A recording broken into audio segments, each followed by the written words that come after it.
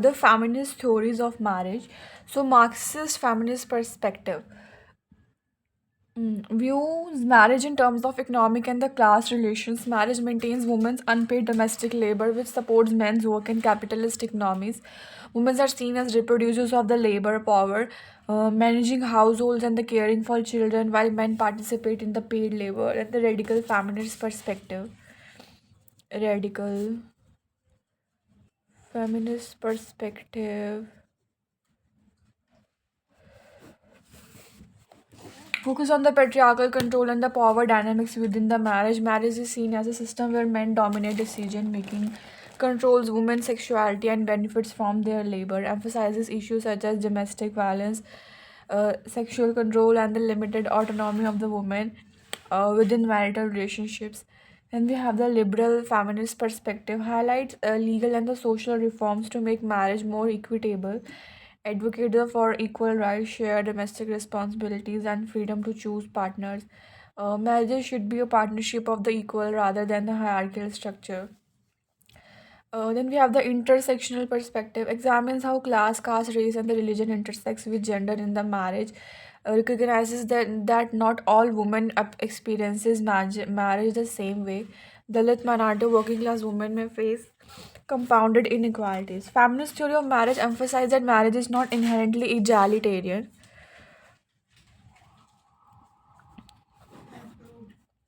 It is shaped by the patriarchal economic structure and the social norms. Feminists advocate for restructuring marriage to ensure equality, autonomy, and the mutual respect for women. Examine how violence takes place in the institution of the marriage.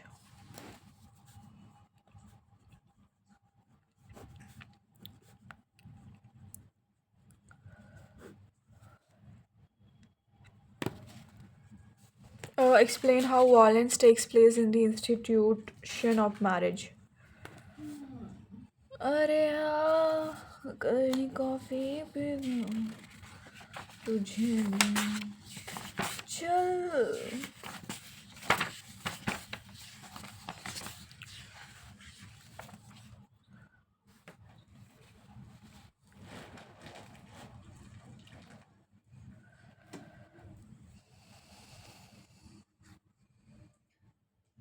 मानवी जहाँ हमको नहीं हो किसी की ये खबर जहाँ लगी न लगी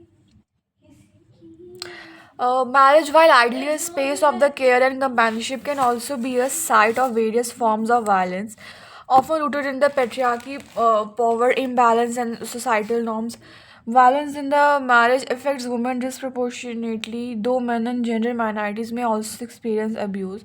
Physical violence, beating, hitting, or the other forms of bodily harm by spouses, often a result of the patriarchal control, frustration over household or the financial matters, or substance abuse. Example, a husband physically punishing a wife for not completing household chores or for questioning his authority. Then we have the sexual violence, marital rape, coercion, or forced sexual relations within marriage. Traditional norms often treat women's sexuality as a husband's right, violating bodily autonomy. Example, women may be pressured to have sex even when they refuse or to be forced into childbearing against their will. The emotional and the psychological violence, verbal abuse, humiliation, threats, and the intimidation. Example, constant criticism, controlling behavior, or isolating a wife from her family and the social networks. Then we have the economic violence, controlling access to money, property, or resources, making women financially dependent. Example, restricting a woman from working or keeping her wages, thereby limiting her autonomy. Social and the cultural factors, patriarchy, gender norms, and the dowry system can normalize or justify violence in marriage. Women from lower caste or marginalized communities may face compounded abuse due to caste and economic status. Violence in marriage is a manifestation of the power imbalances, patriarchal control, and gender inequality. Addressing it requires legal protection, social awareness, and cultural change to ensure safety, equality, and dignity for all members of the family.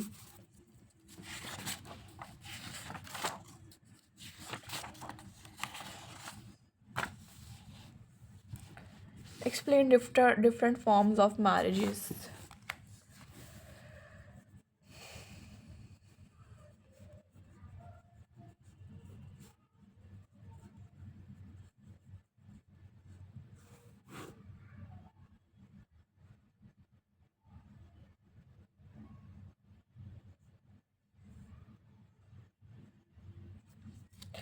Marriage is a social institution that exists in the multiple forms across cultures.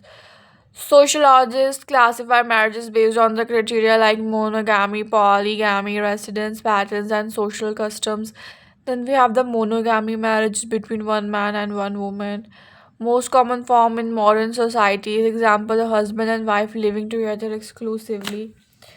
Then we have the polygamy, marriage involving more than two partners. Polygamy, one man married to multiple women. So we have the monogamy.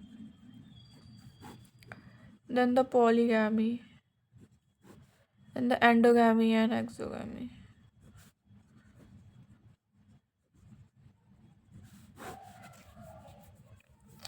Polygamy is marriage involving more than two partners. Polygyny is the one man married to multiple women, and the polyandry is one woman. Polyandry. One woman married to multiple men, rare seen in some Himalayan communities. Monogamy is the marriage between one man and one woman. Then the most common form in the modern society is example a husband and wife living together exclusively. Then we have the endogamy and exogamy. Endogamy marrying within a particular social caste or religious group. Example a Hindu marrying within their caste. Exogamy is marrying outside one social or the kin group. Example cross caste or the cross community marriages. Polygyny and the polyandry. Polygamy. Polygamy involving more than two partners. Cross cousin and the parallel cousin marriage. Cross cousin is the marriage within the child of a mother's brother or father's sister. Parallel cousin marriage means the marriage with the child of a father's brother or mother's sister. Mother's brother or mother's sister. Then we have the levirate and the sororate marriage. Levirate, a widow marries her deceased husband's brother to maintain family lineage, and the sororate, a widower marries his deceased wife's sister. Then the group and the companionate marriage. Group marriage is a multiple men and women in a single marital unit, rare. Then we have the companionate marriage, marriage based on the mutual love, companionship, and equality, often found in the modern societies. Marriage takes various forms influenced by the cultural, social, economic, and religious factors. Understanding these forms help explain the diversity of the family and kinship system. Write short notes on the endogamy and the exogamy.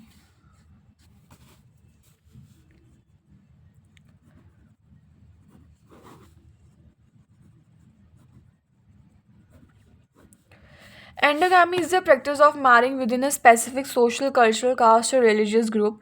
It maintains social boundaries, preserves cultural identity, and it reinforces group solidarity. A person from a particular caste marrying someone from the same caste. Then we have the exogamy, is the practice of the marrying outside one's social kin or community group.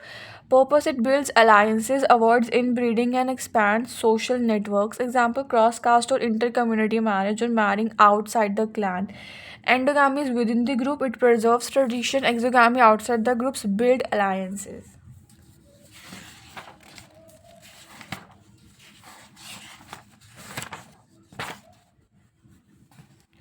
Explain liberal feminist understanding of family.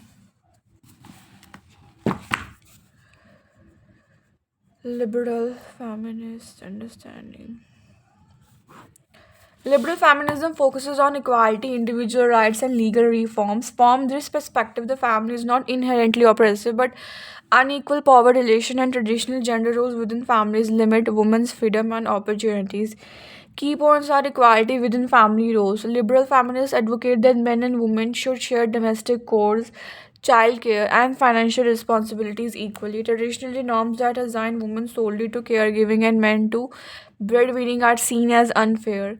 Marriage as partnership, marriage and the family life should be based on the mutual respect, partnership, and consent rather than hierarchy or the patriarchal control. It focuses on the legal and the social reforms. They emphasizes laws and the policies to ensure equality within the family, such as proper rights, equal inheritance, divorce rights, maternity benefits, and anti discrimination laws. Then we have the education and employment, ensuring women have equal access to education and paid employment. It strengthens their autonomy and decision making within the family. Conclusion, Liberal feminists see the family as potentially egalitarian but highlight the need to reform and share responsibilities to achieve gender equality and empower women within households. Explain how familial ideologies subordinate women. Familial ideology subordinate women.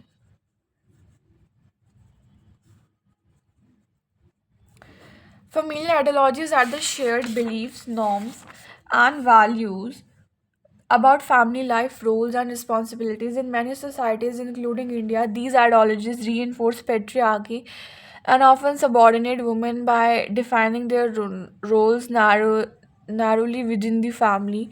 In the reinforcing gender roles, women are expected to manage household chores, caregiving, and emotional labor, while men are considered breadwinners and the decision makers. Example, even working women are often seen primarily as the homemakers and mothers, limiting their autonomy, controlling women's sexuality.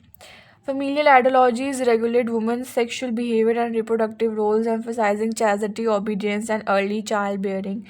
Example, pressure to marry early or have children according to family expectation. Economic dependence. By promoting norms where men control finances and property, families limit women's economic independence. Example, dowry practices or inheritance restrictions often reinforce dependence on the male family members.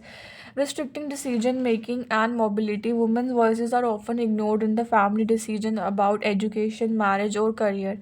Example, a daughter may be denied higher education to focus on domestic responsibilities. Emotional and psychological control ideologies glorify self sacrifice and obedience, making women internalize subordination as natural or moral. Example, good wives are expected to tolerate hardships or abuse silently for the family's sake. Familial ideologies maintain patriarchy and gender inequality by socially constructing women's role as subordinate, limiting their autonomy, decision making, and access to opportunities. Challenging these ideologies is essential for gender equality and women's empowerment.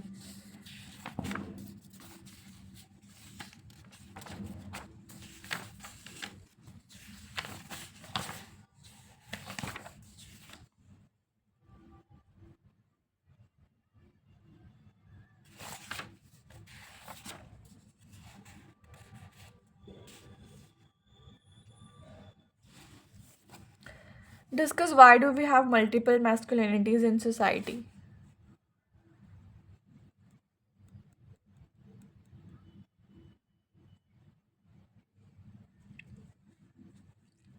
Masculinity is not a single uniform experience, but a set of a socially constructed behaviors, role, and expectation associated with being male. Sociologists and gender theorists argue that there are multiple forms of masculinity because men's experiences vary according to class, caste, race, sexuality, culture, and the historical context. Social hierarchies and the power. Certain masculinities, like the hegemonic masculinity, dominate and are idolized. Example, assertive, economically successful, and heterosexual men. Other masculinities, subordinate or marginalized, exist depending on the access to power, resources, and the social recognition. Then we have the cultural and regional differences. Masculinity is shaped by the local cultural norms and practices which vary across regions, religions, and communities. A rural farmer's masculinity may be defined by the physical strength and agriculture skills, while an urban professional's masculinity may emphasize his career success and education. Intersection with class, caste, and race. Social identity factors like the class, caste, or race influence how men enact masculinity. Example, working class men may assert masculinity through physical labor or toughness, while elite men may assert it through the authority or wealth. Then we have the historical and the contextual factors. Masculinities change over time according to economic, political, and the social context. Example, during warm time, men may be expected to display courage and aggression, while in peacetime, nurturing or professional roles may gain prominence. Conclusion, society has multiple masculinities because masculinity is socially constructed and relational, varying according to power, culture, class, caste, sexuality, and historical context. Understanding this diversity challenges stereotypes and highlights the flexibility of the gender roles. Write a note on the relationship between masculinity and violence. Masculinity and violence. रेशम का लहंगा मेरा. Masculinity is socially constructed set of behavior, role, and expectation associated with being male. In many societies, certain forms of masculinity, often called the hegemonic masculinity, are closely linked to power, dominance, and control. This connection sometimes normalizes or encourages violence as a way to assert manhood. Social construction of the violent masculinity: men are often socialized to be aggressive, competitive, and dominant, associating strength and toughness with the real manhood. Example: boys may be encouraged to fight or suppress emotions to prove masculinity. Violence in the families and society. Hegemonic masculine forms can lead to domestic violence, sexual harassment, bullying, and aggression in the public or the workplace settings. Example: domestic abuse often reflects men asserting control over women, reinforcing patriarchal authority. Violence may also be linked to the class, caste, or economic pressure, where men assert masculinity through the aggression when other forms of power are inaccessible. Example: working class men may resort to physical dominance to gain respect when economic power is limited. Critiques and alternatives. Feminists and the sociological perspectives argue that the equitable, non violent masculinities can be fostered through education, emotional literacy, and challenging patriarchal norms. Conclusion: masculinity and the violence are connected because social norms often equate manhood with dominance and aggression. Addressing these norms is essential to reduce violence and promote healthy and non hierarchical gender relation.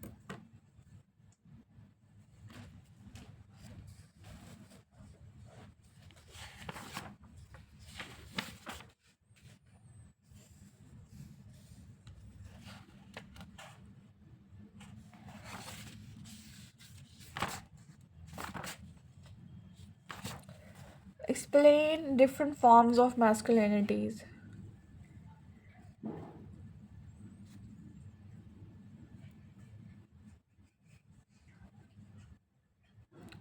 We have the hegemonic, the dominant idealized form of masculinity in the society. It emphasizes authority, toughness, heterosexuality, and control over women and the subordinate men.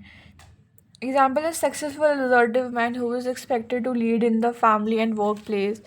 Then we have the subordinate masculinity, masculinities that do not conform to the hegemonic ideal, often associated with men who are less powerful, non-heterosexual, or unable to meet societal. For example, gay men or men who reject traditional gender roles may face marginalization. Then we have the complicit, men who benefit from patriarchy but do not fully conform to hegemonic norms, men who support gender equality at home but retain professional privilege in the workplace. Then we have the marginalized masculinity shaped by the class, caste, or race, which limits access to hegemonic. Example: working class or minority men may assert masculinity through physical strength or local leadership rather than the wealth or status. Then we have the inclusive or alternative masculinities, non-violent, caring, and the equitable forms of masculinity that challenge traditional patriarchal norms. Example: men who share household chores, practice emotional literacy, and rejection aggression are the proof of manhood. Masculinity is plural, contextual, influenced by social, cultural, and economic and the personal factors. Recognizing multiple masculinities help challenge stereotypes and promote healthy, non-violent gender relations.